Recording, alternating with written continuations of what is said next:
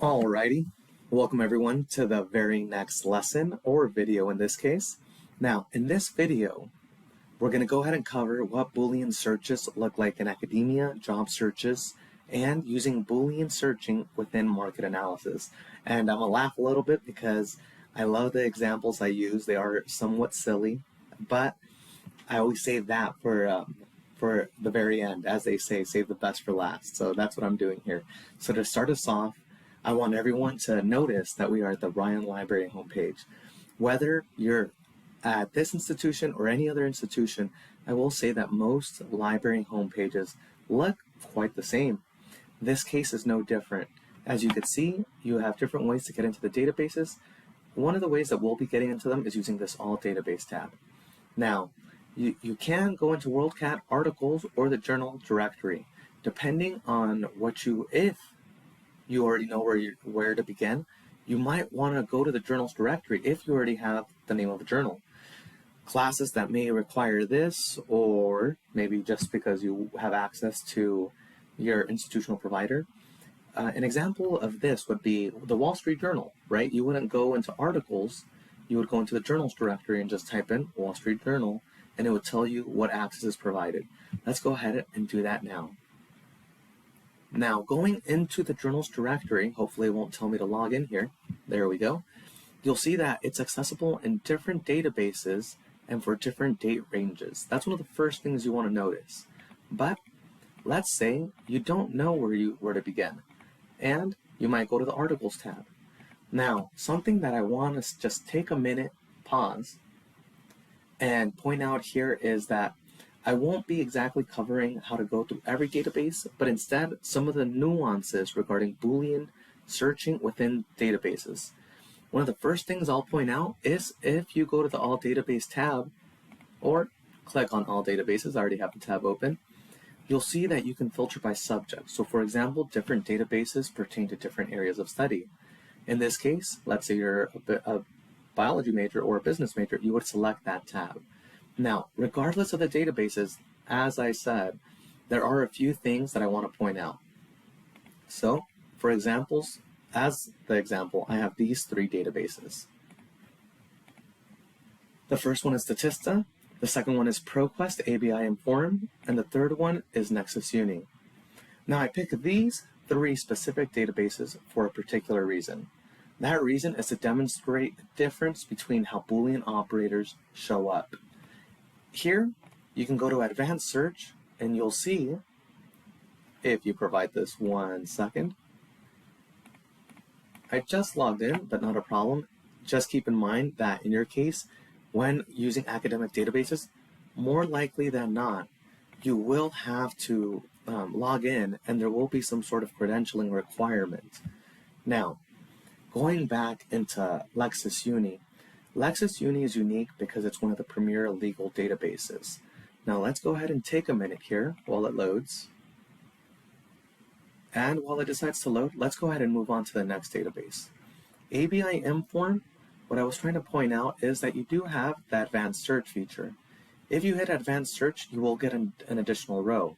Now, you'll see that some of the Boolean operators we cover, such as and, or not, are already integrated here. So in this case, if you were looking for Disney, you could put Disney and maybe Mickey. You could hit or, Six Flags. Maybe you're looking at amusement parks. Or you could hit Disney, not Disney World. And maybe you're looking for companies that might sound the same, but they are actually quite a bit different. So each Boolean operator has its place. The other thing I'll point out here is the search tips. Now, the search tips here on this database, I will say, are a little bit easier in the sense that they tell you what you're doing. And as you scroll down, you'll see the or, and a few other features. And, or, not, near, P/N, exact, and along with a few others. But you'll notice that, and let's go back to Nexus Uni, if we go to search tips for Nexus Uni, it's a little bit more complicated. They have this drop-down menu, and you have to go to searching using Nexus Uni, connectors, and here you would start learning about connectors. In this case, let's go to search term connectors, and you'll see and, well, along with an example, and not, or the or feature. So the takeaway here is to acknowledge that certain databases have a search tips feature, but what that feature looks like can be completely different. Some databases, such as ABI Inform, I would say, you just scroll down and it's quite simple. Nexus Uni is a little bit more complicated. So with those two being covered, let's go ahead and go to the third one, which is Statista. And in Statista, you'll see that there are no search tips. There is nothing. So one thing you may find useful in understanding and practicing Boolean operators is having the search tips from a different database open so you could apply it to another database. A lot of the Boolean search tips and tricks are applicable across databases. Now, when we go into the example with Google, it does look a little bit different. And that will go ahead and cover, or that will cover Boolean searches in academia. So the next example I want to provide you with is in job searches. And what that looks like is, let's take LinkedIn. So with LinkedIn, you might see, again, the nesting feature, right? You're putting things in parentheses and you're still using the quotation marks. Here, we went ahead and used Boolean operators. We're looking for a marketing manager in fintech or financial technology that is not freelance. And by putting those operators in, you go ahead and get jobs. Now let's say maybe you're not a little bit that familiar, but here's another example. Maybe you just want to know about project managers or a coordinator position. You go ahead and put project and allow even websites such as LinkedIn or other, Indeed is another one. You can go ahead and type in project and let it know that you are looking for either project manager or project coordinator. You can really work with your desired, I will say, or let me put it like this.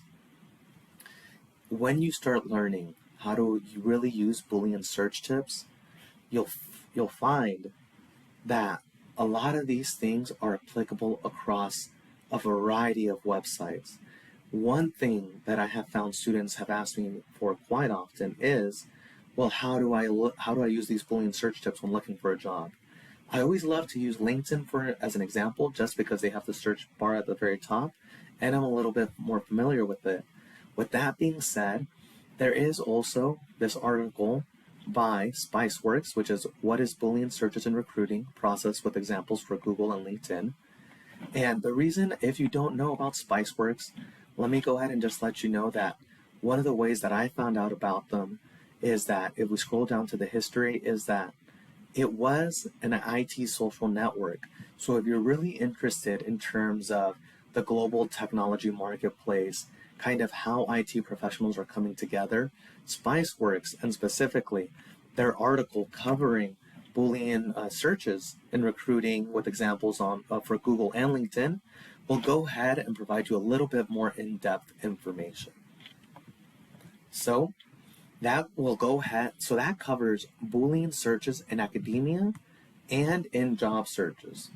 But what about that third area, the market analysis? Now, market analysis, the first example I want to use is a little bit tongue-in-cheek, but let's say, we're here in San Diego and you want to find an authentic Mexican restaurant. So you go ahead and go to Google, right? You go to Google and just type in best Mexican restaurant best authentic Mexican restaurant in San Diego.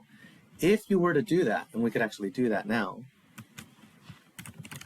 best Mexican restaurant in San Diego, authentic, you'll see, for example, certain sources are from a previous state. You might see the words show up in different ways, but what if we were to use the Boolean operators that we know and love? So let's type in Mexican food and San Diego and /P, which means same paragraph, authentic. Now, we're not done yet. In this case, because we are looking for restaurants. And I'll say this, because I feel with the advent of COVID and the success rate of businesses and restaurants in particular, one of the things that I will point your attention to is actually the tools feature. And along with using my Boolean operators, I always go to all results, anytime, and select past month. And now you'll, for example, be brought to an article that tells you that there's Mexican food, authentic, and that it's in San Diego. And you can actually see the 15 best authentic places in San Diego from 8 days ago. And what this does is it sets you up for success, right? And people always ask me, well, how does it set me up for success? Well, very simply, if you were going to go out to eat with someone and you're both hungry, you might want to make sure that the restaurant is open. I think that's a very basic principle of going out to eat, is making sure the restaurant is open. So that's why you want to make sure you use your Boolean operators along with your tools. Now, another example that's a little bit more serious is and I always love to do this, is let's say you're looking for something about Jaguars. Now, the very first thing that's brought to you are vehicles, right? A product, maybe the animal, or a few other things, but you could actually tell it, I don't want the car. And in that same paragraph, I want you to talk about how endangered they are.